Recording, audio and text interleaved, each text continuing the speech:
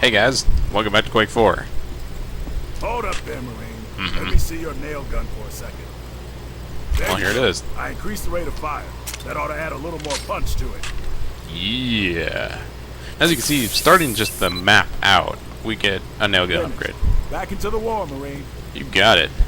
Now, as he said, as the tooltip also said, increase the rate of fire on this thing. Now, it makes this a much better weapon in my opinion. It also increased the clip size to double. I mean, now we hold 100 shots per clip, but I'll observe. It's pretty nice. It's pretty spiffy. And nothing over there. So let's get to the meat of this update, shall we? This is where the fun begins. Don't move. I moved. That's as good as it gets. I moved. Alright. Now this is what I'm talking about, guys. That's what I'm talking about. How's that for a fat ride? It's gonna even got a rhino on it. Yeah, rhino squad. Okay. Now, as you can see, machine gun and main cannon. Now, this thing has two, obviously those two as a weapons. Here's the main cannon. Pretty beautiful. Does a lot of damage. Here's the machine gun. Pretty crappy. Does very little damage. And as you can see, right out of the gate, we get a new enemy. These are Hornets. I used to kind of mistakenly call them Icarus, because, well, you know, Quake 2 had Icarus, and honestly, that's a much cooler name than Hornet. But you know, whatever. They're Hornets.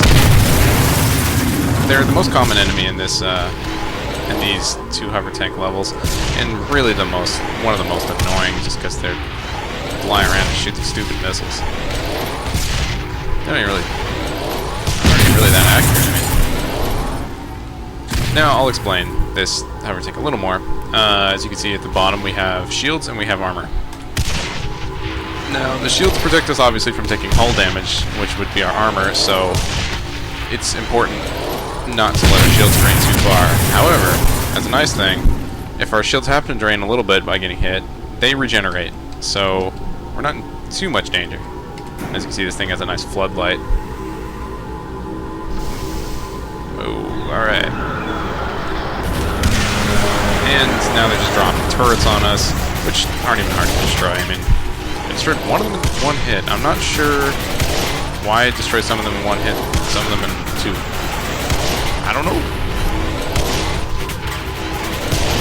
You would have to ask Raven why. Or somebody maybe can point it. Maybe somebody can point that out, but I'm not sure why. Some of them are just dying to single, and you know, my blabbering. Let's run over some Strog. I love this level for that. Just allow you to do all kinds of funny things like that. You'll see me launching them with a cannon later. Oh shit! All right, this is another new enemy, and I apologize again for the loud ass missiles. That is the default on those sounds. It literally ignores the volume settings.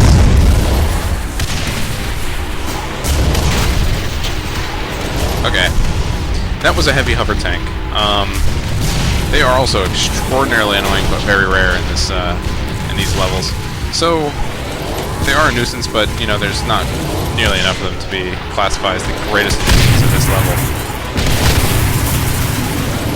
Alright, looking good, looking good. So the war is kind of getting nuts. Things are happening. Oh, there's lightning. Background up there. So, Strogos is a pretty active world. More lovely hallways. Now this looks ominous, doesn't it? Now here's another new enemy that these Hornets are gonna drop in. I really want to say Icarus, but you know, it's just not correct. Those were roller turrets. About as annoying as the other turrets, except they roll around as a ball. They can reposition themselves and do all kinds of fun things like that. Boy, this part's not fun right here. This is just flat out mean in second here. You can see what I'm talking about. As soon as that door opens, we have to kill some more roller balls. It's called roller ball?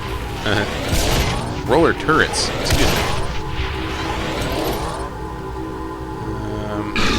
There they are. Yeah, they threw 2 heavy hover things at you at once, which is pretty evil. But luckily I got the jump on them. So they're not going to be too much of an issue, I hope. Yeah, there's one dead already. Whoa, buddy, whoa.